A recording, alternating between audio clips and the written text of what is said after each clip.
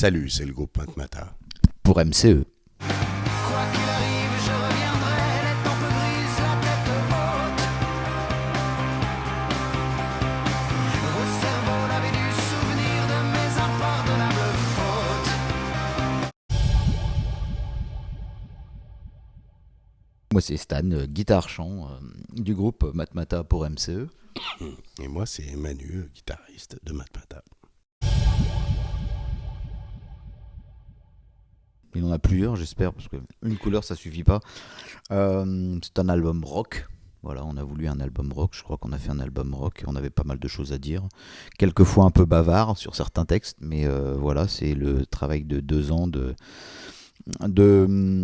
d'efforts, de sueur, de sang, de larmes et de sueur. On s'est retrouvé en studio, on s'est pris à notre propre piège en fait, parce qu'on a passé du bon temps en studio, et là on s'est dit, et si on recommençait quoi.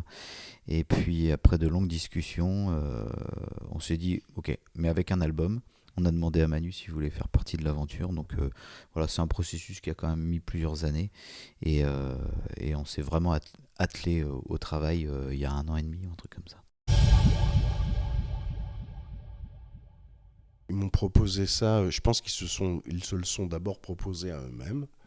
Il se trouve que dans la configuration dans laquelle ils étaient, ils avaient envie d'un nouveau membre. Et bon, on a travaillé ensemble.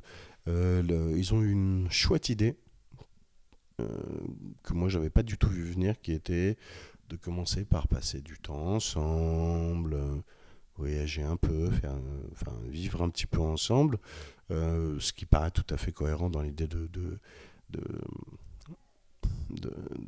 créer un vrai groupe humain, même si eux se connaissaient déjà.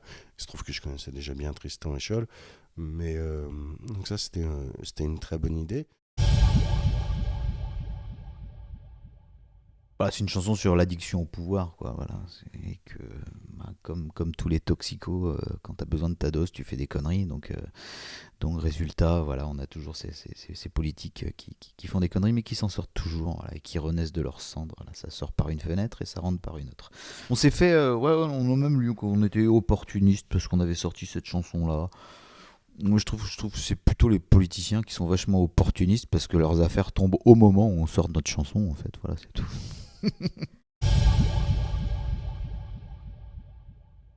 On a quand même annoncé des dates avant d'annoncer qu'on allait sortir un disque. Et quand on a vu les salles se remplir à cette vitesse-là, on s'est bien douté que les gens recherchaient un peu de nostalgie quand même et qui venaient pour nos anciens morceaux. Donc ça, on était au courant de ça. Donc dès le moment où on a annoncé un nouvel album, on s'est dit j'espère qu'ils vont pas être déçus parce qu'on va faire quelques nouveaux morceaux quand même. Mais en même temps, tous nos morceaux ont été nouveaux à un moment donné. Donc voilà, on a quand même fait une setlist qui balaye un petit peu toute l'histoire du groupe et qui propose des nouveaux morceaux. Et là, c'est vrai que c'est la première fois qu'on commençait une tournée avant de sortir le disque. Donc là, pour le coup, il y a des chansons, les gens, on était sûrs qu'ils les avaient jamais entendues. Et il y a quand même du répondant, hein. Bah, une tournée là, on a une tournée jusqu'à la fin de l'année, donc on doit avoir, je sais pas, 70 ou au moins je sais plus combien, on regarde plus d'ailleurs. Et puis après, on va prendre quelques vacances quand même après. Natation synchronisée peut-être. Ouais, un truc comme ça. Non, mais je pense que oui, il y a la volonté de faire un autre disque. Mais on a déjà cette volonté-là, parce que c'est toujours comme ça, quand on termine un disque, on est tellement dans un processus de création d'album que on est chaud là.